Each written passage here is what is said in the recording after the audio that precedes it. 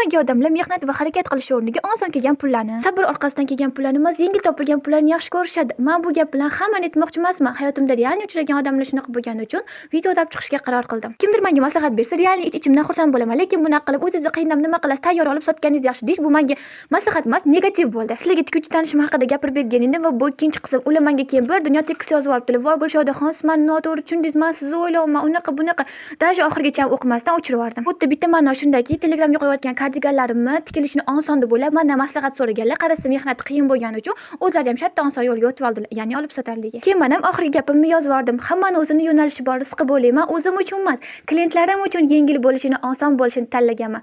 Siz bo'lsa tanlash o'zingizning qo'lingizda. Ishingizga omad deb yozib yubordim. Endi sizga savol, nima deb o'ylaysiz? Men ham boshqalarning negativ fikriga qo'shilib, voy meni ishimni mehnati ko'p ekan deb oson yo'lga o'tib olishim kerakmi yoki unaqa gaplarga ahamiyat bermasdan harakat, mehnat, duo, sabrlarim bilan yana ishimda davom etishim kerakmi? Fikringizni kutib qolaman. Ha, aytgancha bu videoyimga like bosishingizga ishonaman. Like uchun alohida rahmat.